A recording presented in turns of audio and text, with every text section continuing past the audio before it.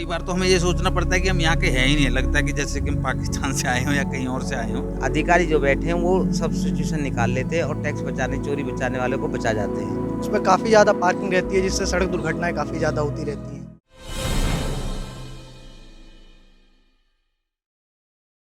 नमस्कार, मैं अभिषेक प्रताप सिंह, आप देख रहे हैं मूव मीडिया। आज हम मौजूद हैं नोएडा के सेक्टर 105 में और ये गांव है, लगता है विलेज हाजीपुर।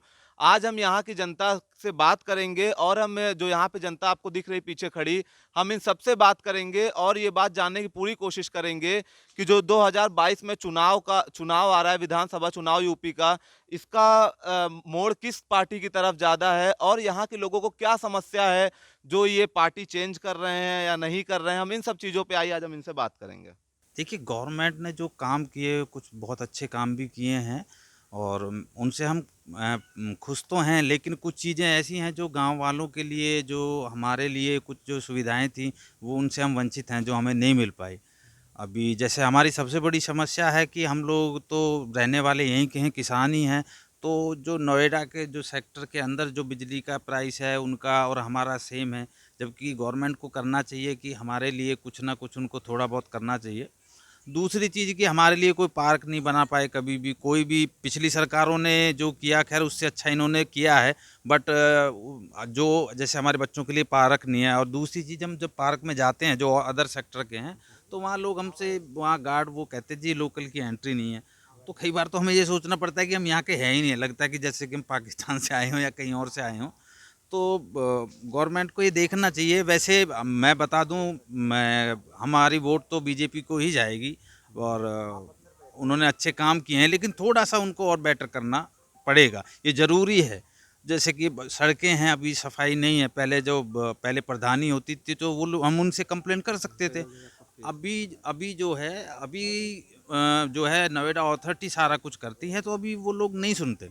जो अधिकारी वहाँ बैठे हैं, जो वो प्रॉपर हमारा काम नहीं कर पाते, सुन नहीं पाते वहाँ जाके। और रोज़ रोज़ हम वहाँ जाके कंप्लेंट नहीं कर सकते। पहले था कि गांव प्रधान है, उसको जाके बोल दिया तो वो करा देता था। अभी वो नहीं हो रहा। जैसे कुछ गांव की गलियों के अंदर अंदर आप जाते हैं तो वहाँ सफाई आपको नहीं मिलेगी, जो बाहर का है वहाँ सफाई मिलेगी। हमारे जो बिजली के, आप देखिए बिजली के जो रेट है, वो मैं मानता हूँ, मैं महंगाइयाँ हर सरकार में बढ़ती हैं, लेकिन बढ़े, लेकिन उतनी तो हो कि किसान हैं, पहले थे अब हैं, जो भी हैं, हमारे लिए कुछ तो गवर्नमेंट करे। हमारे लिए अभी तक जो दो तीन चीज़ हैं ये मेन है, जो बिजली का है, बिजली जो बढ़ाई गई है इसका प्राइस का है। जैसे पार्क का मुद्दा है, हमारे लिए पार्क नहीं है। स्कूल बनाया गया, वो तो स्कूल के अंदर अच्छे टीचर नहीं हैं, तो हम कैसे अपने बच्चों को वहाँ भेज दें। तो ये सारी चीज़ें हैं, इन लोग देखना होगा थोड़ा सा। यहाँ पे लोग, उन अधिकारी भी सोचें कि वो किसके लिए बैठे हैं, हमारे लिए बैठे हैं। उनको सैलरी भी शायद हमारे लिए मिलती होगी, लेकिन वो काम हमारे लिए करें तो बहुत अच्छा होगा। तो सर, जैसा कि हमारा एक सवाल है, अभी आपने कहा कि हमारा वोट बीजेपी को जाएगा। ये आपकी अपनी पसंद है, जनता चुनती है। लेकिन जब यहाँ पे आप बता रहे हैं शिक्षा व्यवस्था भी नहीं ठीक है और महँगाई बढ़ती नज़र आ रही है, तो भी मतलब जब महँगाई बढ़ रही है, हर एक चीज़ में पेट्रोल का देख लें घर के सामान का देख लें, जब हर एक चीज़ का दाम बढ़ रहा है, फिर भी आप बीजेपी की तरफ आपका झुकाव क्यों है? सब बीजेपी का झुकाव इसलिए है कि जो पिछली सरकारें थी उन्होंने जो काम किया, वो बीजेपी ने उनसे थोड़ा बेटर आगे किया है। महँगाई बढ़ाई है सर? सर महंगाई तो देखिए, डेफिनेटली बात, अगर महंगाई बढ़ी है तो उसके साथ में इनकम भी बढ़ी है आदमी की। सर, इनकम नहीं बढ़ी है। जैसा कि पता चला रोज़गार की कमी लगातार नज़र आ रही है। देखिए, रोज़गार हमारी, हमको हमारी पढ़ाई के अनुसार मिलेंगे, जैसी हमारी एजुकेशन है उसके हिसाब से मिलेंगे। अगर एक भाई हमारा ये 10वीं 11वीं तक पढ़ता है और ये बोले मुझे जी, मुझे इस कंपनी का इनको सीईओ बना दे, तो कैसे बना देगा? कोई भी कहाँ से देगा? आप पढ़ेंगे तभी तो आपको। गवर्नमेंट कौन होती है नौकरी देने वाली सर? हम खुद नौकरी हम खुद पाते हैं। हम पढ़ेंगे तभी हमें नौकरी मिलेगी। गवर्नमेंट को तो कोई, हम गवर्नमेंट से कोई बात करने की ज़रूरत ही नहीं है। कंपनी खुद ही वो हमको ले लेगी। कॉलेज से ही ले लेते हैं बच्चों को वो लोग जब पढ़ते हैं। अब अगर बच्चे पढ़ेंगे नहीं तो वो जाएंगे कहाँ? फिर उन्हें कहाँ नौकरियाँ मिलेंगी अच्छी उन्हें? जैसा कि अभी आपने सुना, इनका कहना है कि अगर जब शिक्षा का अभाव ही होगा तो सरकार नौकरी कहाँ से देगी। आइए हम और कुछ लोगों पे यहाँ बात करेंगे, फिर हम इनसे भी बात करेंगे और बात करेंगे कि आखिर क्या चुनावी माहौल है और कितने यहाँ पे लोग संतुष्ट हैं सरकार से। तो आप कितने खुश हैं यहाँ पे सरकार से? कितने अच्छे दिन आ गए आपके लिए? देखो, अच्छे दिन तो काफ़ी हैं पहले के अकॉर्डिंग। बस जब से लॉकडाउन हुआ है तो अपनी अर्थव्यवस्था थोड़ी सी बढ़ी है काफ़ी पहले के मुकाबले 2 साल के घटी है भैया, बाद। सॉरी, घटी है, बढ़ी नहीं है। थोड़ी अर्थव्यवस्था बढ़ी है पिछले साल के मुकाबले। अच्छा, पिछले जैसे साल लॉस में काफ़ी गई थी अपनी अर्थव्यवस्था, उसके बाद थोड़ी सी इम्प्रूवमेंट हुआ।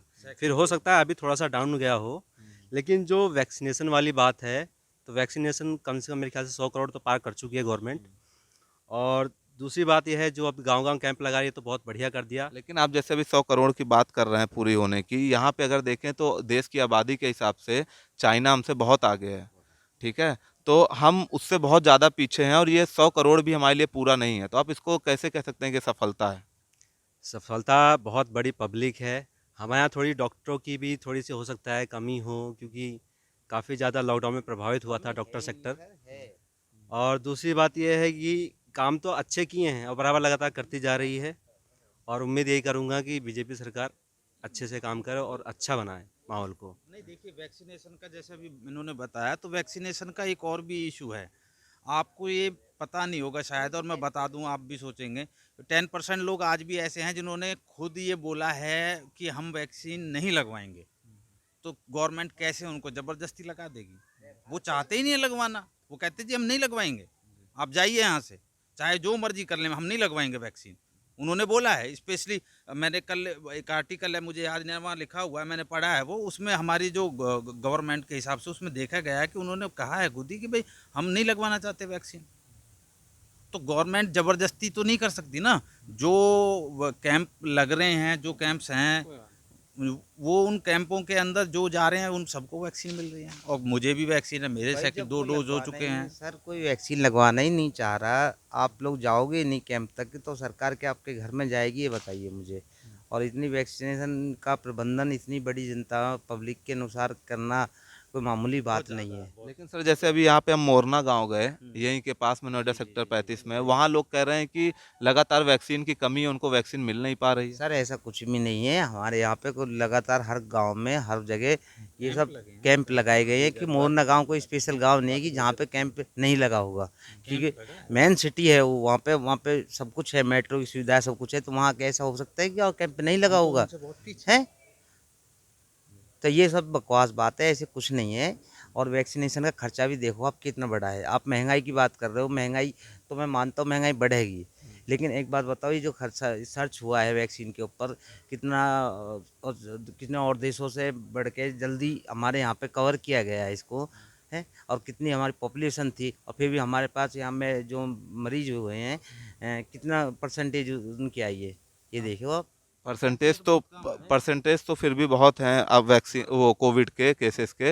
लेकिन हम आपसे एक बात और करना चाहेंगे, पहले हम आपसे पूछना चाहेंगे इस बार आप कितने खुश हैं बीजेपी सरकार से? हम पूरे खुश हैं, जो सरकार काम कर रही है बिल्कुल जायज़ कर रही है, उसमें कोई दो राय नहीं है। मेरे पास में प्रॉपर लिस्ट आज भी हैगी 2013 की, जब 1380 रुपये का सिलेंडर मेरे पास पर्ची कटी हुई है आज भी, ठीक है। मैं आपके चैनल के माध्यम से दिखाना चाहूँगा उस पर्ची को, ये देख लीजिए, ये पर्ची 2013 की कटी हुई है, 1380 रुपये का सिलेंडर था, ये देखिए क्लियर, दिखाइए इसको क्लियर।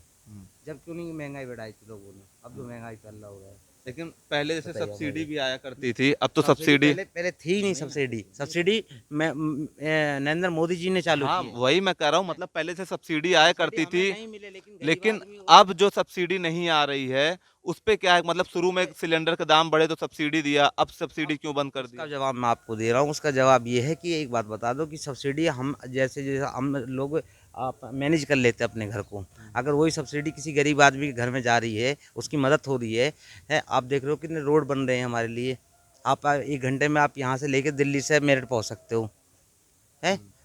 हर 5 किलोमीटर 2 किलोमीटर पे शौचालय बने हुए हैं, ये क्या वैसे ही बन जाते हैं? एक बात तो बताइए। इन सब चीजों के लिए तो सरकार बजट निकालती है, अपने फंड से पैसा निकालती है, फंड कहाँ से आता, वो भी तो हम लोगों के ही थे, हमारे लोग वो हमारे टैक्सेस से ही आते हैं। लेकिन इस टैक्स कितने लोग परसेंटेज भर रहे हैं, लेकिन आप ये बताइए, इस महंगाई के दौर में वो गरीब वर्ग का आदमी कहाँ जाएगा जो रोज का 200 रुपए कमा रहा है, और वो 160 रुपए का तेल कहाँ से खरीदेगा? एक बात बताइए मुझे आप कि देखो टैक्स पहले भी टैक्स कितने लोग भर रहे हैं आप?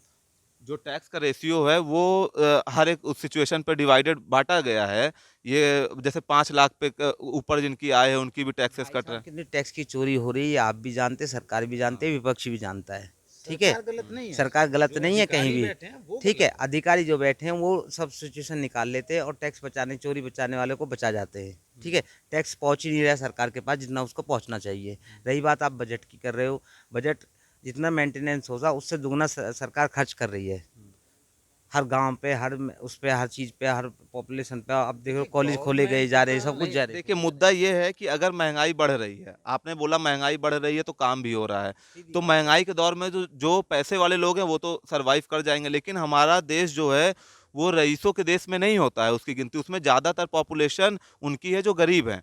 तो वो 200 रुपये 400 रुपये कमाने वाला आदमी 160 का अगर सिर्फ तेल खरीद लेगा अपने घर में कि मैं तो और आपको बता देता हूँ। आप अगर आप अभी जाइए लेबर चौक, आप जाएंगे कोई भी, आपको एक लेबर चाहिए जो आपके पूरे सुबह से वो मेरे ख्याल में 10 बजे से 6 बजे तक लेबर काम करती है। आप लाइए वहाँ से हायर करके, 450 रुपये से नीचे की कोई भी दिहाड़ी नहीं है। पहली चीज़ मैं आपको बता पहले दूं। 250 रुपये की पहले झाड़ी थी। 250 रुपये की दिहाड़ी हुआ करती थी एक मजदूर की, और आज 450 है, और जो मिस्त्री है उसकी 700 है। ठीक है, उसके ऊपर से और अलग अलग कैटेगरी की अलग अलग है। ठीक है, तो महंगाई अगर बढ़ी है तो इनकम बढ़ी है, ये मानिए आप, मेरी बात मानिए, इनकम बढ़ी है लोगों की। बेरोजगारी भी बढ़ी है।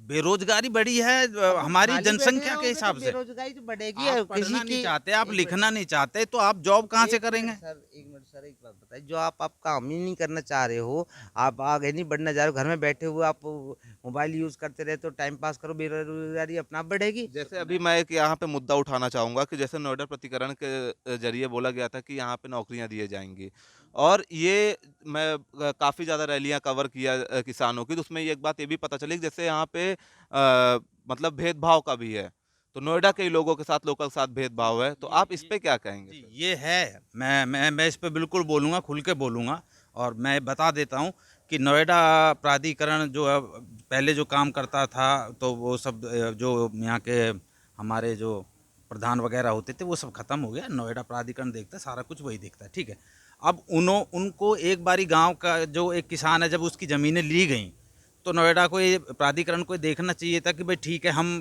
जब जिससे भी ज़मीन ली जा रही है उनमें से किसी एक मेंबर को वो नौकरी दें अपने यहाँ। आप जाके देखेंगे किसी भी एक लोकल की कहीं भी जॉब नहीं दी उन लोगों ने। नोएडा अथॉरिटी को ये करना चाहिए था, उनको एक आदमी को जॉब देनी चाहिए थी। ठीक है सर, ये हमारे साथ दोहरा मापदंड क्यों है? हमें क्यों नौकरियां नहीं दी गई? इसमें आप दूसरी चीज़ अभी मैं और बता देता हूँ सर। हमारे लिए ये नोएडा अथॉरिटी हमारे गांव के पास से एक सर्विस रोड बनाया है, और ये बोले जी ये आपके लिए है, सर्विस रोड है, और इसके पास में हाईवे है, ये मेन रोड है, तो हमारे लिए सर्विस बना दे कि आप वहाँ ना जाएं। लेकिन वो सर्विस रोड भी ब्लॉक रहता है, पार्किंग वहाँ पार्किंग नहीं है, वहाँ रोड, लोग सड़कों पे गाड़ियाँ खड़ी करके शराब पीते हैं। बाहर एक शराब की कोई शॉप है काफ़ी बड़ी, वहाँ लोग वहाँ खड़े होकर पीते हैं। अब उसको नोएडा प्राधिकरण उसको नहीं देखता कि भाई आप एक एक रोड दिया, वो भी जाम करके बैठे हुए हो। देखिए, गवर्नमेंट को वोट तो मैं मोदी को और योगी को ही दूंगा, ये मैं क्लियरली बोल रहा हूँ, फिर से बोल रहा ये हूँ। तो लेकिन पक्का है, ये जो हमारी काम वोटें हैं, जाएंगी ये जो सारी इन लोगों ने मोदी की किए हैं, जाएंगी। अधिकारियों ने किया है गलत। गवर्नमेंट गलत नहीं है, नीचे जो बैठे हैं वो गलत हैं। तो उनके ऊपर शासन कसने का भी काम तो कहीं ना कहीं वो हमारी सरकार का ही है। इसमें विफलता सर कुछ हमारी भी है। आप ये सोचिए कि हम लोग वहां तक बात पहुंचा नहीं पाए, शायद हमारे पास कोई जरिया नहीं था, शायद कोई माध्यम नहीं था कि हम उन तक अपनी बात पहुंचा पाते, और शायद वहां तक बातें ना पहुंची हों। अभी हम यहाँ बात करेगा सीएम हेल्पलाइन की, तो ये कितना एक्टिव है आपको लगता है? मैं बता दूं, जहां पहले बोर्ड थे, तो देखिए सच बात है, जो बोर्ड लगे हुए थे सीएम हमारे माननीय आदित्य योगीनाथ जी के, वो जो एक नंबर था वो मिलाते हैं तो वो नहीं लगता। तो जैसा कि आपने अभी सुना, लेकिन फिर भी हमारा वोट बीजेपी को। जी। बीजेपी को ही जाएगा। सर सरकार तो वैसे ठीक है, कोई उससे दिक्कत नहीं है हमें, पर जैसे देखिए बाहर हमारी जैसे बाहर सड़कों में एक सड़क है, उसके बगल में एक सर्विस रोड है, उस पर काफ़ी ज़्यादा पार्किंग रहती है, जिससे सड़क दुर्घटनाएं काफ़ी ज़्यादा होती रहती हैं। बाकी ये गांव है तो यहाँ पे जो है पशुपालन भी थोड़ा बहुत होता है, तो पशुएं भी आती जाती रहती हैं, वो भी दुर्घटना के शिकार हो जाती हैं। तो ये प्राधिकरण को ध्यान देना चाहिए कि वहाँ पे जो गाड़ियाँ इतनी गलत तरीके से भी पार्किंग होती हैं, प्राधिकरण चंद पैसों के लिए उस पर गाड़ियाँ पार्किंग करवाता है, जिससे जो पशु है उनकी दुर्घटनाएं हो जाती हैं। किसी ऐसा हुआ मेन रोड पे हमारे रेड लाइट पड़ती है, आगे चल के वाइन शॉप है, वहाँ पर चौराहा है, चौराहे पे जब पशु वगैरह आते हैं तो गाड़ी वगैरह काफ़ी स्पीड में जाती हैं उसी जगह, जो कि बैरियर भी लगा, सब कोई कार्रवाई नहीं होती वहाँ पे, कई बार एक्सीडेंट तो क्या वहाँ पे जो कार्रवाई नहीं हो रही, प्रशासन नहीं देख रहा है, इतनी लापरवाही कर रहा है? देख रहा है, बिल्कुल देख रहा है जी इस चीज़ को, वो उनको हटाना चाहिए। वहाँ पर शायद क्या नाम, शाम को क्या नाम ट्रैफिक पुलिस वाले भी रहते हैं, उनके उनके ब्रेकर, ना कोई ब्रेकर है वहाँ पर। रोड गाड़ी इतनी तेज़ से हो जाती है जी, मान लीजिए अगर वहाँ से रोड भी पार कर रहा है तो उसको ये नहीं पता पड़ेगा मैं इधर जाऊँ कि उधर, क्योंकि तिराहा ही घुमाओ ऐसा है वहाँ पर। और बाकी तो सर देखो, आप कहाँ के रहने वाले हैं? वैसे मैं लखनऊ साइड का हूँ। मेरा यहाँ कितने गाँव साल से रह रहे हैं? यहाँ तो मेरी पैदाइश ही है सर, मैं यहीं रहना। तो आप एक तरीके के यहीं के हुए। तो एक हम ये जानना चाहेंगे कि आप जहाँ रह रहे हैं वहाँ कैसी व्यवस्था है, वहाँ कैसी सुविधा है? देखो यहाँ पर सुविधा क्या है, जब देखो जैसे ज़्यादा फोर्स करते, जैसे सामने हमारी गली का नाम सर मैप में नहीं आती है, जो कि हमारी ज़मीन प्लॉट वगैरह सभी हैं वहाँ पर, मकान है अपना, मगर वहाँ उस मैप में वो गली नहीं आई है। और जब कभी आरसीसी वगैरह या खड़ा ये अब तो नहीं पढ़ते, आरसीसी ही पढ़ती हैं, तो हमारी गली में वो नाम नहीं आता है। हालांकि हमने फोर्स करके मतलब डलवा भी लिया है, अभी आई थी सरकार डलवाया था। हालांकि वैसे नहीं डालने का आदेश नहीं है सर आगे से, मगर डलवा लिया, क्या करें। आइए हम यहाँ पे कुछ और लोग मौजूद हैं, हम उनसे ही बात करेंगे कि आप देख रहे हैं कैसी लापरवाही बरतती जा रही है। हम इनसे ही बात करेंगे कि आखिर इनका क्या राय है। आपका क्या नाम है भैया? ये मेरा नाम राहुल भाटी है। आप यहीं के रहने वाले हैं? जी सर। तो आपसे पहले हम ये जानना चाहेंगे कि आप कितने खुश हैं इस सरकार से? जी मैं पूरा खुश हूँ। बढ़ती महंगाई में, बढ़ते पेट्रोल के दाम में, बेरोजगारी में? मुझे महंगाई से कोई नहीं है, क्योंकि हमारे पास इतना है कि हम महंगाई भी झेल सकते हैं और सब कुछ झेल सकते हैं। लेकिन जो ये होता है ना, ये महंगाई ये हो रही है, ये सब रोना रोते हैं महंगाई का। मुझे बताइए कहाँ महंगाई हो रही है? अगर महंगाई हो रही है तो रोज़गार भी तो मिल रहा है, अगर करने वाला हो तो उसके लिए रोज़गार भी मिल रहा है। कहाँ रोजगार है भैया? यहाँ पे तो सिर्फ और सिर्फ बेरोजगारी नजर आ रही है। जैसे नोएडा में ही बहुत सी जगह हर एक चीज़ का दाम बढ़ रहा है। नहीं, यहाँ पे बेरोजगारी है ही नहीं, करने वालों के लिए कुछ बेरोजगारी नहीं है। अगर कोई काम करेगा, हर चीज़ किसी भी सेक्टर में जाए, कोई भी नौकरी करे, हर चीज़ में बिजनेस है, हर चीज़ में फ़ायदा है।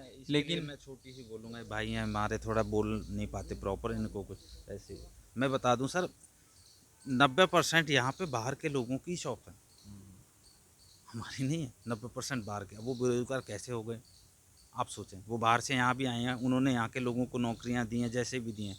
हाँ, जो सेक्टर हमारा फेज़ 2 लगता है, जो फैक्ट्री का हब है, जहाँ सारी फैक्ट्रियाँ हैं, बहुत बड़ी बड़ी, सैमसंग है, ओप्पो है, वीवो है, एक्सपोर्ट इम्पोर्ट सारे काम वहाँ होते हैं, बहुत बड़े पैमाने पे होते हैं वहाँ पे। लेकिन जब हम लोग जाते हैं, जब हमारे बच्चे जाते हैं जब इंटरव्यू के लिए, और जब वहाँ रिज्यूम दिया जाता है, और जब वो रिज्यूम इंटरव्यू लेने वाला पढ़ता है, और जब वो देखता है कि ये रहने वाले कहाँ के लोकल हैं, तो उनको बोल दिया जाता है नहीं, जॉब नहीं है। हाँ जी, ये चीज़ तो मैं भी ये चीज़ हम कहाँ जाएँ सर? इसके लिए क्या हम पाकिस्तानी हैं? कहाँ से आए हैं हम? लोकल हैं, हम हाजीपुर के हैं, लोकल हैं, यहाँ के हैं, तो जॉब ही नहीं देंगे आप? इस बाहर के आप लोगों को जॉब दे रहे हैं, और हमारा रिज्यूम पढ़ेंगे हमारे बच्चों का, और बोलेंगे आपको नौकरी नहीं मिल सकती। वो क्या करते हैं हम? ऐसे क्या हैं? हम बाहर के लोग हैं, पाकिस्तान से आए हैं, कहाँ से आए हैं हम? यहाँ के नहीं है रहने वाले, हम या उत्तर प्रदेश के नहीं हैं। या तो वो लोग हमें बताएं कि इस रीजन से हम नौकरी नहीं दे रहे। वो कह देते कोई भी रीजन लगा के ये है वो है, लेकिन घुमा फिरा के बात एक ही आती है कि वो चाहते हैं कि लोकलों के यहाँ हम जॉब नहीं देंगे। जैसा कि आप भी कुछ बता रहे हाँ, मैं ये बताना चाह रहा हूँ, जैसे मान लीजिए मैं भी बाहर से आया हूँ, पैदाइश मेरी यहाँ है, रहन सहन सब है, मेरी भी लोकल आईडी है। मैं भी गया था इंटरव्यू देने, तो मुझसे यही कहा जा रहा है लोकल की कोई एंट्री नहीं है जी यहाँ पर, और लोकल वालों को हम देंगे नहीं, क्यों झगड़ा लड़ाई करते हैं। हाँ जी, और बताओ, और यहाँ से सोसाइटियों में भी जाके सर नहीं करते एंट्री, बोलते हैं कि भाई तुम अपने गाँव में रहो, सोसाइटी में कोई आपके लिए जगह नहीं है। तो जैसा कि आप देख रहे हैं, ये नोएडा की स्थिति है, जो कि एक विकास क्षेत्र में माना जाता है, जहाँ पे भेदभाव नहीं होना चाहिए। लेकिन यहाँ पे यहाँ के लोकल लड़कों को नौकरी नहीं मिल रही है, और वो इस बढ़ती महंगाई में कहीं ना कहीं खुश है। जिनके पास पैसा है वो खुश है, जिनके पास नहीं है वो बेचारा आखिर गरीब वर्ग का आदमी कहाँ जाएगा। अगर अभी तक आपने हमारा चैनल लाइक नहीं किया तो लाइक करें, सब्सक्राइब करें, ज़्यादा से ज़्यादा शेयर करें। धन्यवाद। Subscribe now and press the bell icon. Never miss an update.